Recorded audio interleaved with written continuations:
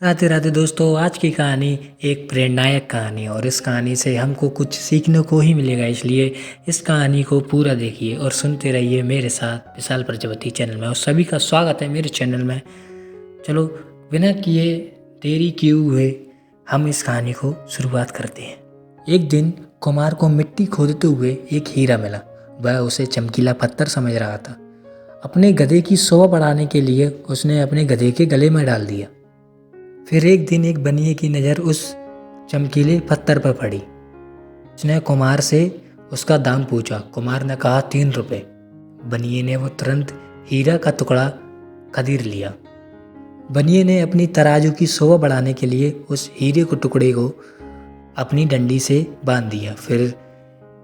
फिर एक दिन बनिए की दुकान पर एक जौहरी आया। जौहरी ने उस चमकीले पत्थर को देखा और उसकी कीमत जानी। बनिए ने कहा 5 रुपये। जौहरी समझ गया कि उसे उसकी कीमत नहीं पती, ये नहीं जानता कि ये एक हीरा है। तो जौहरी उसके मूल भाव करने लगा। उसने कहा 4 रुपये दूंगा, देना हो तो दो। बनिए ने कहा मैंने 3 रुपये में लिया है, मैं तुमको 5 रुपये में ही दूंगा। जौहरी ने कहा मैं कल फिर आऊँगा, देना होगा तो देगा, नहीं तो 5 रुपये में मैं ले जाऊँगा। फिर थोड़ी देर बाद दूसरा जौहरी आ गया बनिए से कुछ सामान खरीदने।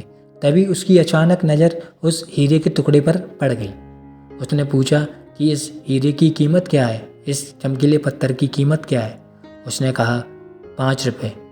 जौहरी ने तुरंत झट से 5 रुपये अपनी जेब से निकाले और तुरंत उस बनिए को दे दिए। जौहरी लेकर वो हीरा चला गया। अगले दिन फिर वो पहले बार जौहरी आया।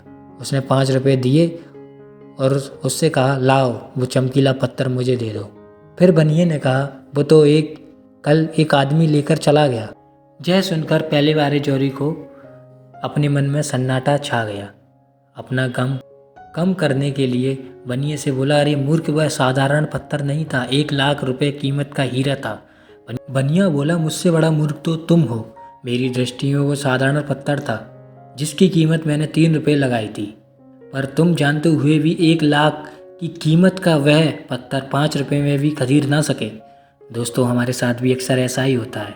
हमारे हीरे जैसे सच्चे दोस्त मिलते हैं, लेकिन अज्ञानवश हम उन्हें पहचान नहीं पाते और उसकी अपेक्षा कर बैठते हैं, जैसे इस कथा में कुमार और बनिए ने की। कभी पहचान भी लेते हैं तो अपने अहंकार के चलते हुए स्वीकार नहीं करते। परिणाम पहले जैसा जौहरी की तरह ही आता है। पश्चाताप के अतिरिक्त कुछ हासिल नहीं होता। इसलिए हमें सच्चे दोस्तों की कदर करनी चाहिए, क्योंकि इस दुनिया में सच्चे दोस्त बहुत ही कम मिल पाते हैं। तो यह कहानी समाप्त हुई। अगली कहानी के साथ हम फिर मिलेंगे किसी और कहानी के साथ। तब तक के लिए राधे राधे।